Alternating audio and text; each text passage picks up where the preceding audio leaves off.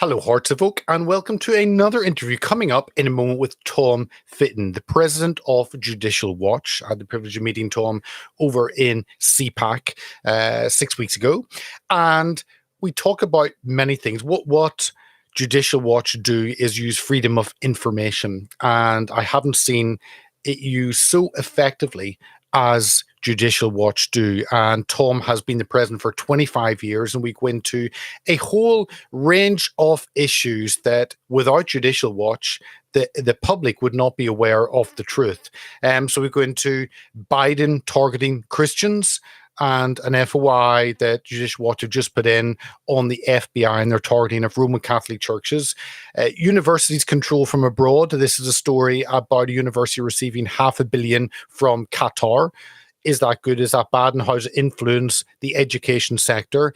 The growing power of the CCP. We look at CCP police stations in New York, and you saw maybe 6 weeks ago, there was an arrest of 2 people. Actually, it was Judicial Watch that initially put in that FOI. Without their work, you wouldn't have seen the arrest and the exposure of that. Election integrity. They put in many different FOIs in regards to states, and states have been forced to clean up their electoral rules. They've just put an FOI on Trump raid records to reveal all of those. I think 8,000 records need to be revealed. Judicial Watch have put that in.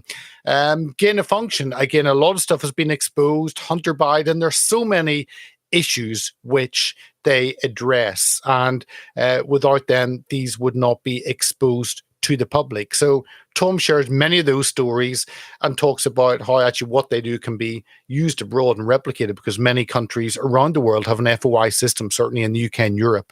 And I think we need to be aware of what we can do as citizens and actually use the institution, the legal system that we have to force the government to account. So tune in, listen to Tom share his 25 years worth of experience heading up as president of Judicial Watch.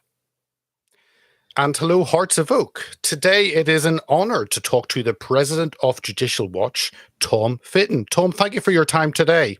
You're welcome, Peter. Thank you for having me.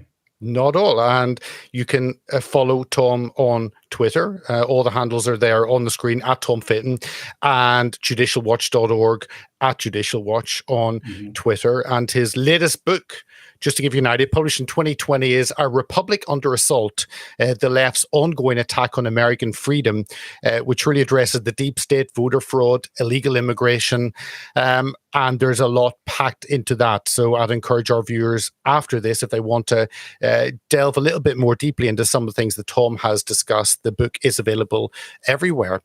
Now, Tom, for our non-US viewers, could you maybe take a moment and introduce yourself before we get into the work of Judicial Watch? Well, thank you, Peter. And I won't presume our fellow Americans here in the United States know who we are. So we're a nonprofit educational foundation. We're essentially a government watchdog group. We use often a law here in the United States. It's the bulk of our litigation called the Freedom of Information Act, which is an open records law that allows at the federal level access to records. And of course, states do it as well. They have similar laws, so we sue there. So we've been able to uncover all sorts of records about corruption issues that the media isn't terribly interested in pursuing. The Congress is arguably incapable of pursuing, but the American people desperately want to know about. And one of the things we do is we represent whistleblowers, those who've been victimized by the government for daring to blow the whistle on government misconduct, meaning government officials. And then, of course, the victims of government misconduct as well.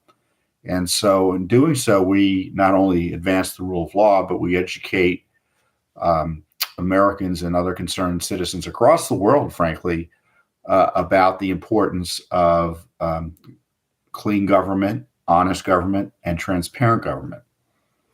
Well, I think just on you, one thing I read on your Wikipedia, which is always good fun to read, that in 2022, researchers found that Fitton was the third most prolific purveyor of election misinformation on Twitter during the late months of 2020. That's quite a badge of honor, isn't it? I was hoping for at least a silver medal. Well, But the left is obsessed with depicting anything they dispute or hate as quote disinformation, and of course, the communist left, which is on the rise here in the United States, they really like compiling lists. So I'm all sorts of lists that I'm sure they'll go to if they advance the revolution far enough along to put me in jail or worse. But these are serious times, and I'm half joking, but I that book title is prescient, isn't it? Republic Under Assault. I often confuse it because it sounds like a Star Wars movie title to me. But our republic is under assault, and we have this constitutional system here in the United States that the left has decided is not convenient to them anymore. And so they've let folks who don't follow the rule of law and don't care about protecting the institutions that protect our liberty. They're running the show for, in my view, an entire political party, with the acquiescence, if not too often, the allegiance of the other political party, the Republicans. On your website, and I've worked with FOIs here. We have a similar system in the UK, but how you have used them is on another level. And I think on your website, the document archive section, there are 27,000 documents. I mean, that is a huge resource of information, and it really is a window on government corruption that you've just made available to the public to use as they see fit. Yeah, I don't. It would be difficult to overstate the nature of our work in terms of the scope and what we've been able to uncover. We have thousands of Freedom of Information Act requests. I could come up with a number which may or may not be correct, but it's thousands, and it would be shocking if the actual number was certified for you. And I know it's hundreds of Freedom of Information Act lawsuits. So there's no one who does more litigation to uncover what the government's up to, not only here in the United States, but worldwide. And, I know this is more of an international audience, is that, we're kind of unusual here in the United States, given our work. Now, I'm pleased to say, because of our aggressive heavy lifting on FOIA, others now know about it as a way to get access to information. But it's relatively unique here in the United States to just have a group focused on uncovering and battling government corruption. And to me, it's a great testament. I know there are a lot of issues here in America, but it's a great testament to the American way and our rule of law that allows little old Judicial Watch to go into court, and the IRS or the State Department or the Treasury, FBI, DOJ, they need to go into court and answer to the court as to why they're not giving us documents and what they're withholding, and justify it. And so that's a rarity here in the United States, and I know worldwide, we just don't have that sort of a government accountability in a regular way. First of all, if you're doing it in most other countries, you face financial ruin, imprisonment, injury, death to you and your family potentially, and that's just in France. Yeah. Yeah. So true. The point is, even in Western Europe, they don't like civic society. That's the term I use. They call it the non-governmental sector, which to me is just so communist an approach. It's the government. Everything else, the government has to justify its role as a sector. The NGOs don't need their own little sector. We should be running the show, non-government entities. But and I don't need to tell you, in the United Kingdom, there are just few independent civic groups. Usually they're either creatures of the government or of the parties. Yeah. And so it's hard for them to get the traction we're able to get here in the United States. And you see, when a few of them do get traction, or when there's more of a populist movement, how vociferous the reaction is by the state there in Europe and frankly in Canada and elsewhere. So, thank God for America. But this is a more than just a third world problem, government corruption. It's a first world problem. Yeah, no, completely. And what you're doing shines a light on that and exposes things the government obviously don't want people to see. But I could just go through some of the freedom of information that you have done. It gives people an idea of your work and an idea what's possible, and shows the failures of government and institutions. I think one of the most recent ones, just a few days ago, was Biden's targeting of Christians. And Judicial Watch have just filed a Freedom of Information Act along with Catholic Vote civil action against the FBI and the Department of Justice. Why on earth are the government spying on Christians? Well, if you're a leftist, it makes sense, right? The church is an enemy of the state, necessarily. Certainly the left's cultural agenda here in the United States, whether it be abortion or radical transgender extremism. And so the FBI, they know who butters their bread, and they follow or they come up with things that they think will appeal to their political masters, who are the left.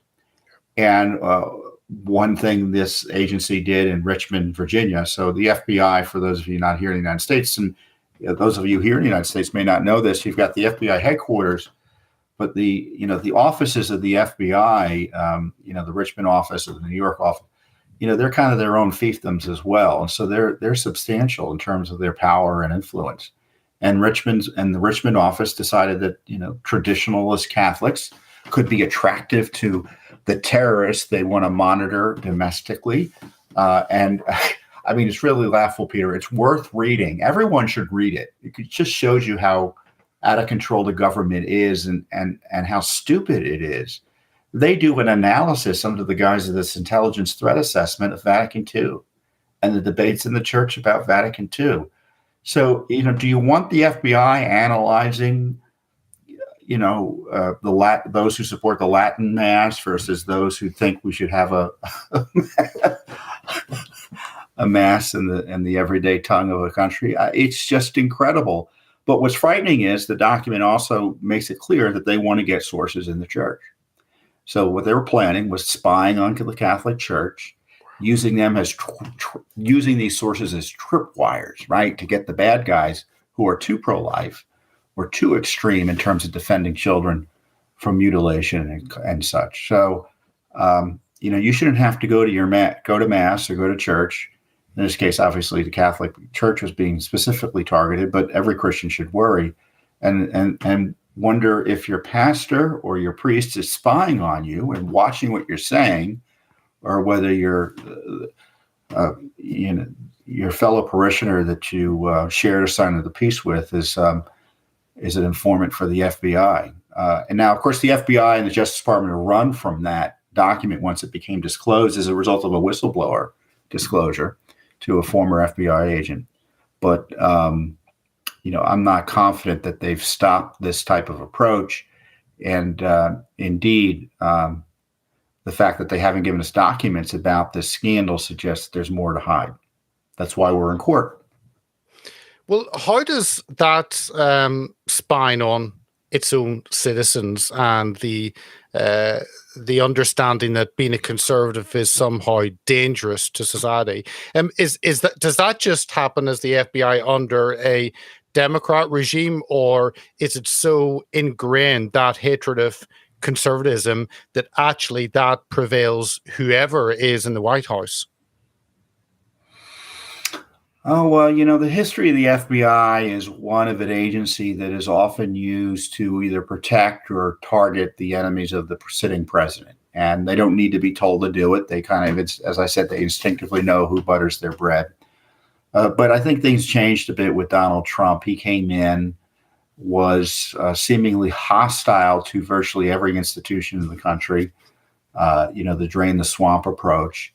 And so they decided that he needed to be taken out. And so you had these mandarins in the FBI decide that they were going to be, and I think actually, I forget who mentioned it, referenced the Praetorian Guard of old. They started off as, quote, defenders of the Republic, right?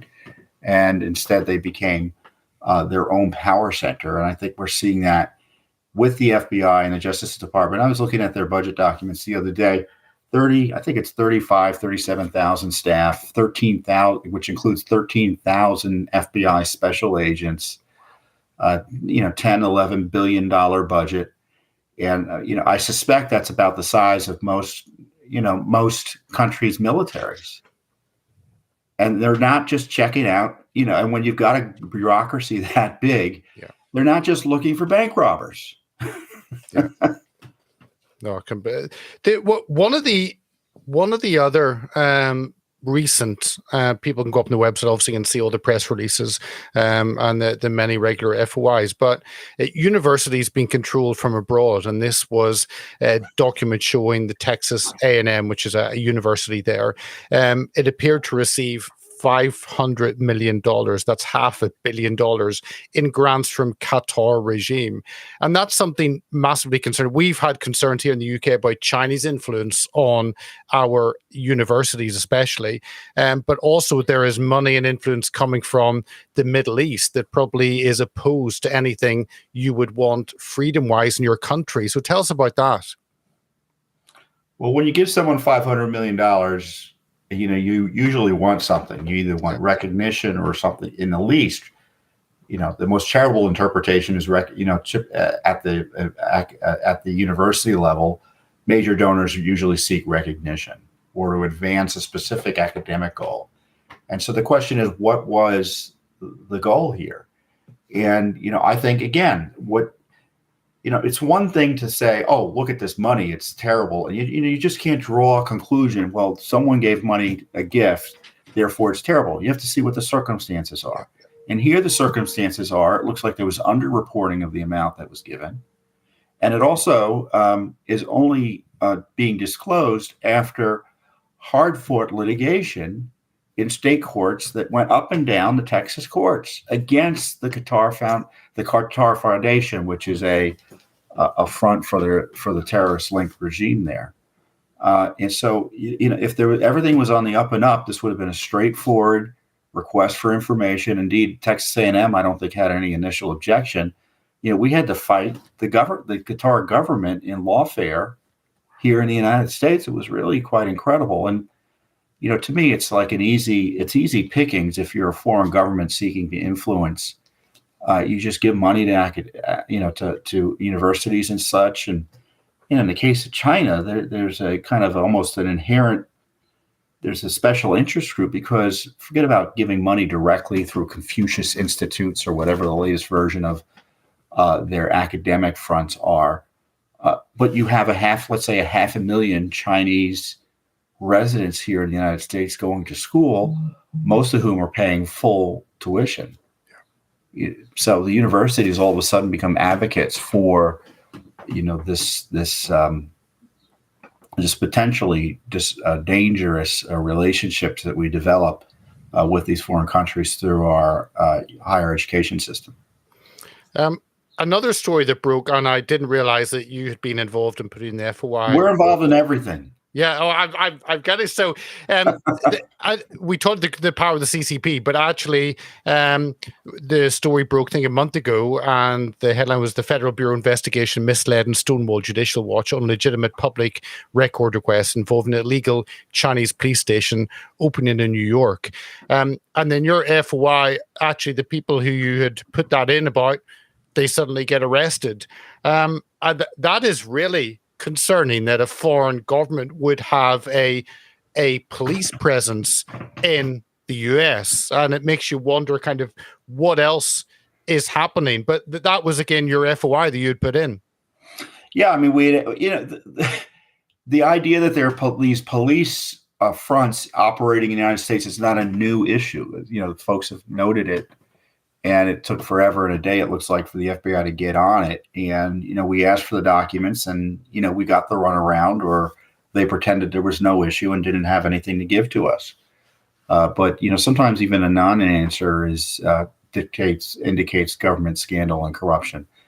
But think about, having the gall to run a police agency, practically speaking, that not only targets Chinese residents who are foreign nationals here in the United States, but American Chinese citizens,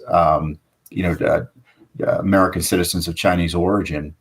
What chutzpah! And but on the other hand, you have a regime that thinks low enough of the United States and has Biden evidently deep enough in its back pocket that they can send in a spy craft to attack our sovereignty and do figure eights with no repercussions, practically speaking, above our secure military installations in the heartland of our country. I mean, I you have to wonder, obviously, what the Chinese are concluding from our lack of seeming outrage. I wonder what all of our friends must think too. Yeah. They won't defend themselves. Well, how can we rely on them to defend us or to help us if push comes to shove?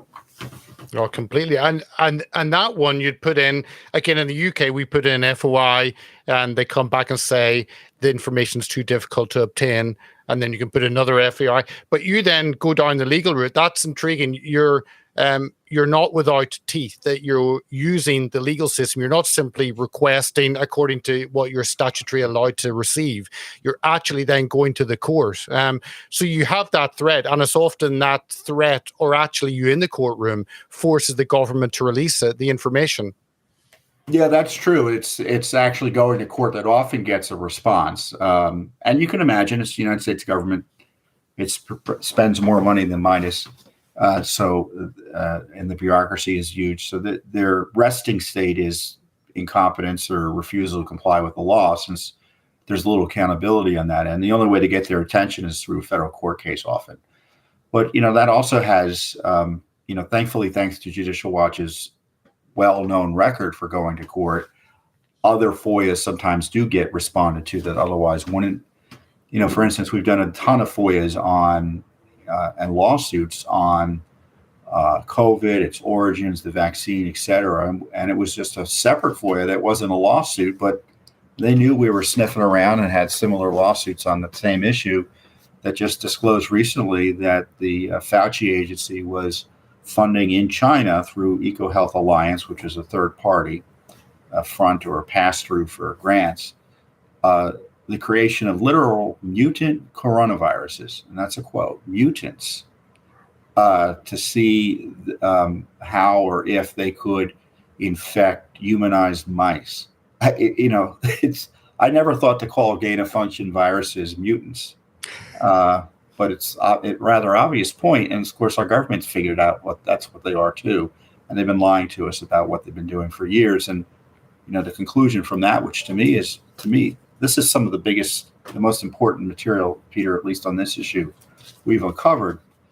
It helps explain why there was this fanatic desperation to discount the lab leak theory, because if it was, quote, a leak from a lab, and I don't know why we presume it was a leak if it came from a lab. It was either a natural virus in the lab that got out somehow, or it was an engineered virus. And what was the technique for engineering it, and what was the set of viruses that were engineered? Well, the answers to those two latter questions are it was the United States. When the gain-of-function technique was a U.S. A biological approach that we shared and exported to China. So this COVID origin story isn't just about what the Chinese were doing, in my view. And that shows, because many conservatives have had big concerns at the government's role, institutions' role within that. But it's one thing to have concerns and suspicions. It's another thing to have the documentary evidence. And going through your FOI seems time and time again that you're providing the evidence to back up what the suspicions that have been there over time. But most other people are not doing that. It's either going in and actually delivering on the hard facts for the issues. Yeah, and I know a lot of folks who have conspiracy theories, what are derided as conspiracy theories. And my view is actually the truth is usually worse than the conspiracy theory. It's worse once you know what they actually did. Yeah. And it's usually folks with the conspiracy theories, they're usually in the right ballpark, but they've got the specifics and the mechanisms and the people involved wrong, and sometimes the motivation's wrong. But their suspicions generally are correct.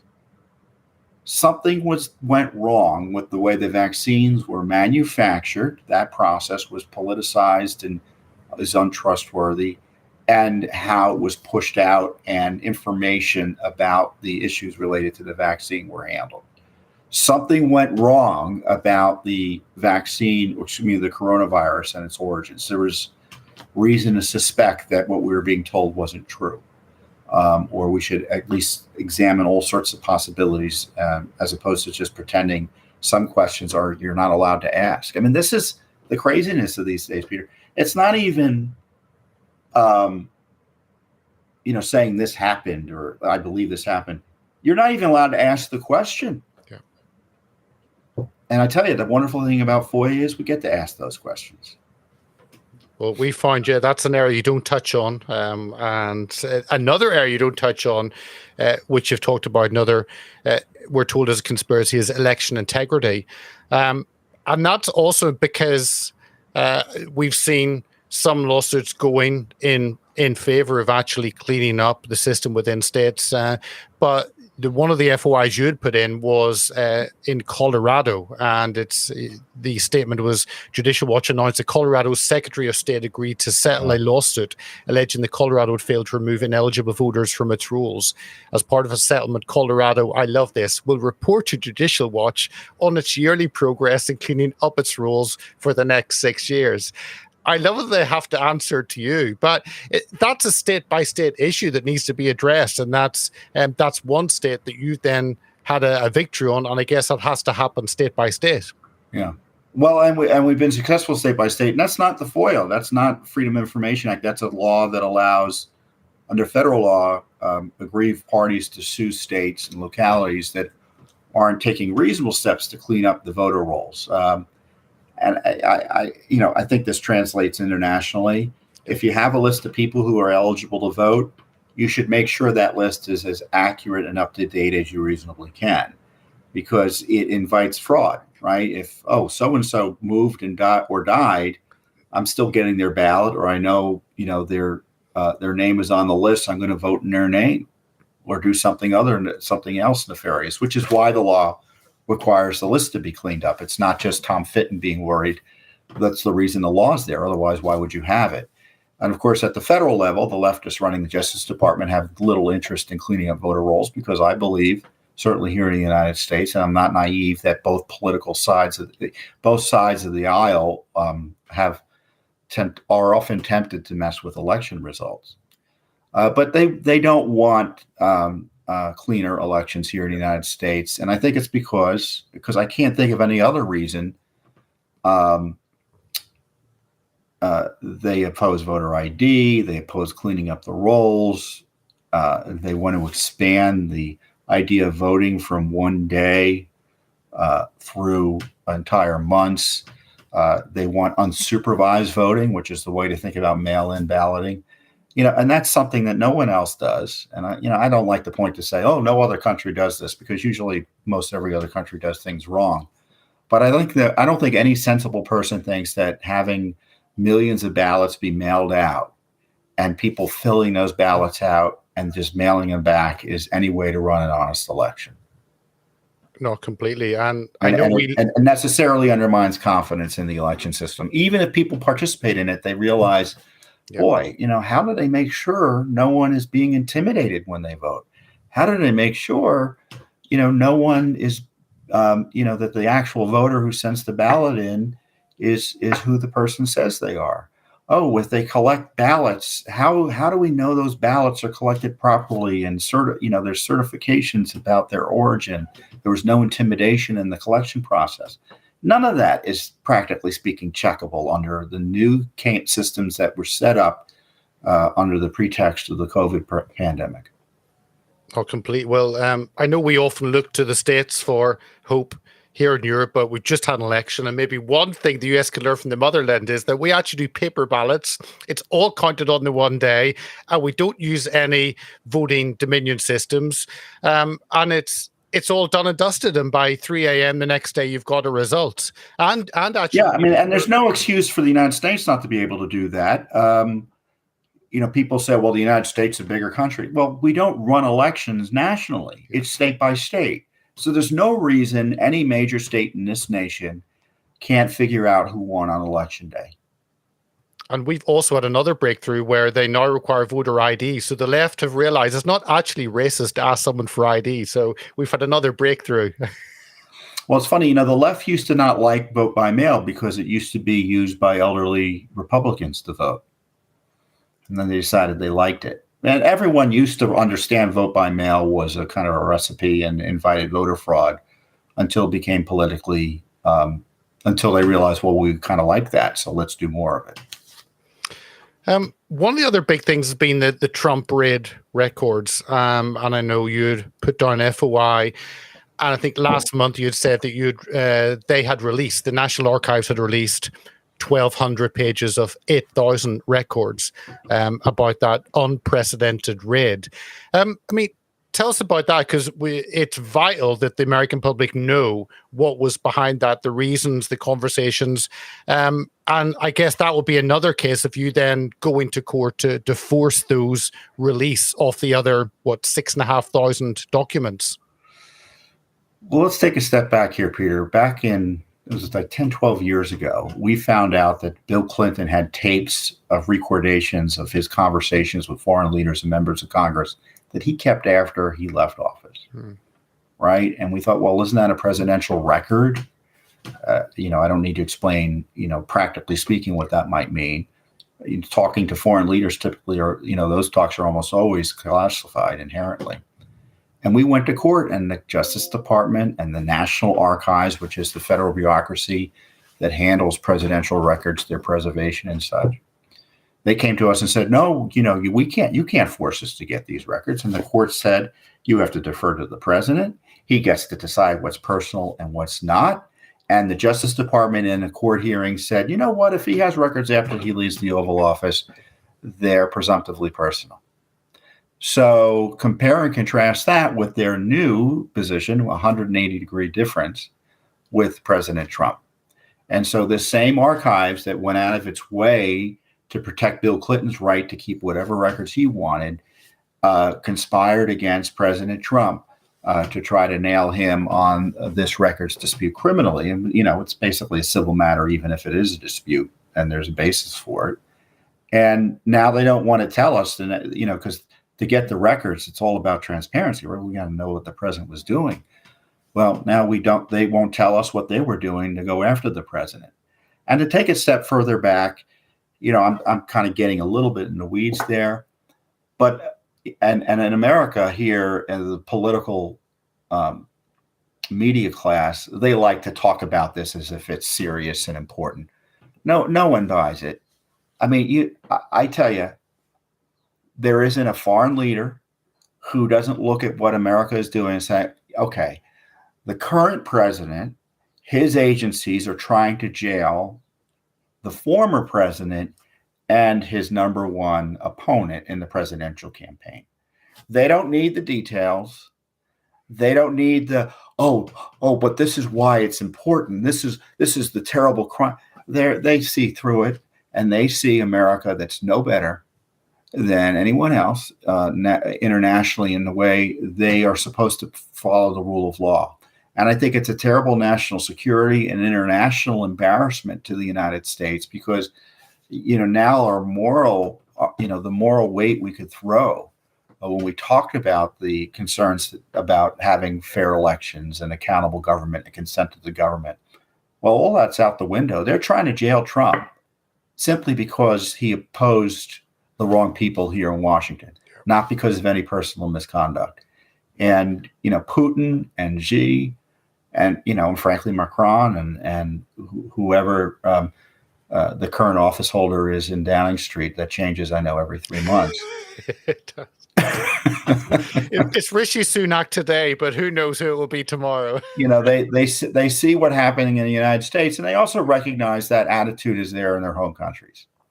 I mean, there isn't a major politician in any Western country that doesn't sit there because of the lack of rule, because of this contempt for consent to the government, that doesn't sit there at the sufferance of the deep state, which is, in my view, transnational in nature in terms of their attitude. Oh, completely. It doesn't mean they're conspiring, saying we got to, put this person on this piece in this place on the chessboard. No, it's an approach, and it's a shared approach.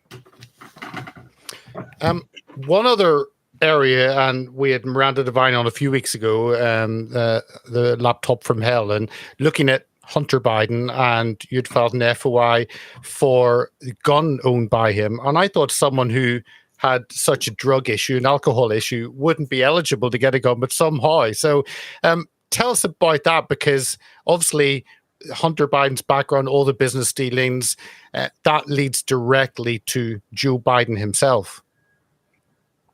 Well, there are a few things there. And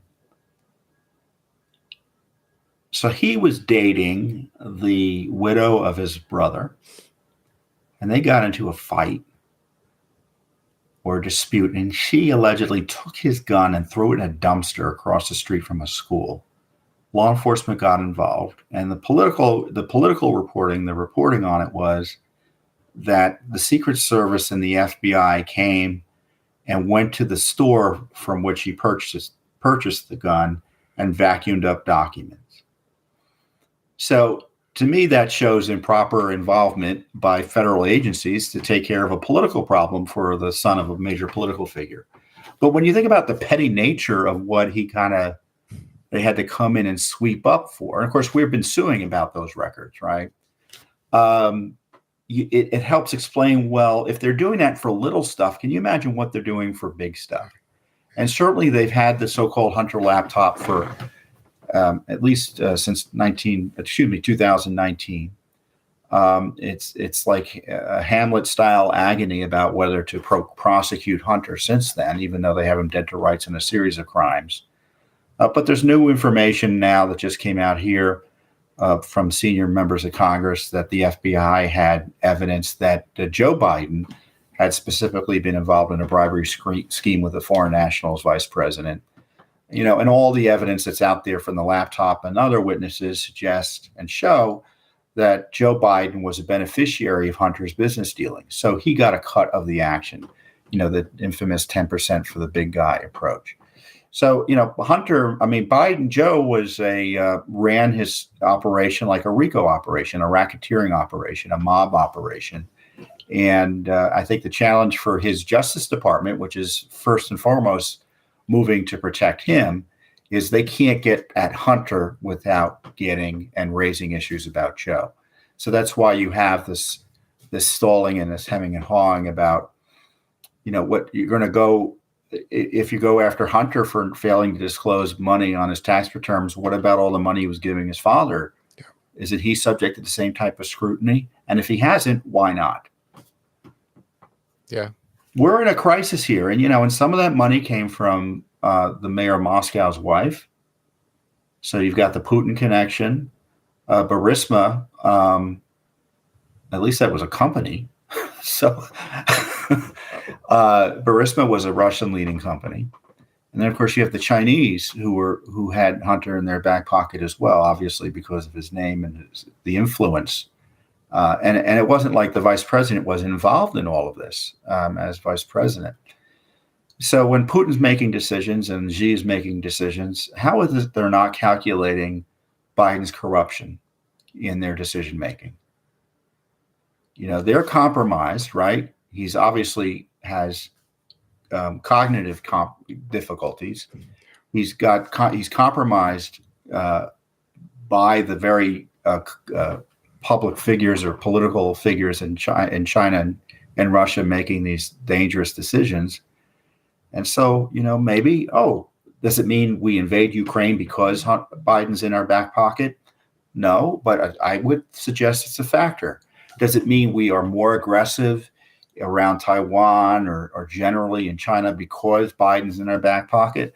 No, it's not the only reason, but certainly it's a factor. So to me, it's a national security issue, and it would be for any other country worth its salt. All the issues you kind of talk about seem to be the Democrat Party behind institutions. And I'm wondering, will it come to the point where organizations like Judicial Watch and others need to actually go after either those on Capitol Hill or those in the institutions, AGs? I mean, will it have to be actually going after those within the party itself? Well, we don't go after them under law because they are Democrats. Okay. We don't go after someone because they're Republicans. We try to apply the law or apply our focus without regard to political party.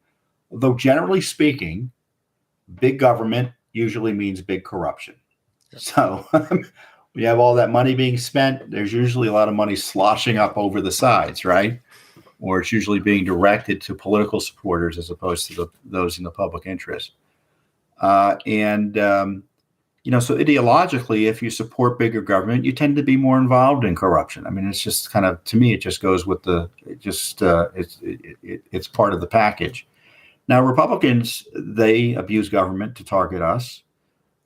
They refuse to take action against corruption too often because they think politically it's not feasible or won't work for them, which to me is also a form of corruption. And so this temptation is great among both Republican and Democrats to kind of abuse these powers entrusted to them, especially if they think no one's watching. And I think the problem's not insurmountable. Obviously, there's always going to be. You spend $4 trillion, there's going to be corruption. Okay, but let's avoid having a Justice Department that is just thrown out all semblance of being dispassionate. Let's maybe have an FBI that is significantly curtailed, or if not radically repurposed, to focus more on traditional law enforcement than political targeting of individuals. Let's ensure that our elections are as clean as we reasonably can. The temptation is great. I mean, North Carolina, they had to state here in the United States, they had to redo a congressional election because a Republican, essentially was engaged in massive fraud. So we just have to be constantly vigilant. That's the price of freedom. To finish off with, Tom, for 25 years, you've been president of Judicial Watch. And I guess there are many stories that if Judicial Watch hadn't have been there, then the truth would never be told. And I think what you're doing is a model for other countries. And I know your focus is on the US, but there are other countries across Europe that have a similar freedom of information system, but it hasn't been used as well as you have used what you have there. Go ahead. I'm sorry. No, just you obviously raise money from the public. You've got a big team, and tell us about that, because ideally what you've built there is something that actually could be rolled out and used in other countries. Well, we're able to fundraise directly, and the fundraising laws here in the United States are very friendly to grassroots groups and the non-governmental organizations, a phrase I hate, to be able to raise public support. And that's much harder, my understanding is, in other countries. It's just more difficult to raise money directly from the public. As I said, outside they usually rely on the government or the creatures of the party. But there's a growing conservative movement internationally to address this transnational left-wing threat. Our folks are there in Europe this week now for CPAC Hungary, right? And there are conservatives from all over Europe there hanging out, figuring out ways to oppose Leviathan. Yeah, no, and I know I watch CPAC Hungary. So, Tom, thank you for your time. It's fascinating. I've followed Judicial Watch for quite a while, and it's exciting to see what you're doing. So thank you for coming along and sharing insights on what is happening there with Judicial Watch. Well, best of luck to you, Peter. Thanks for having me on. Thank you.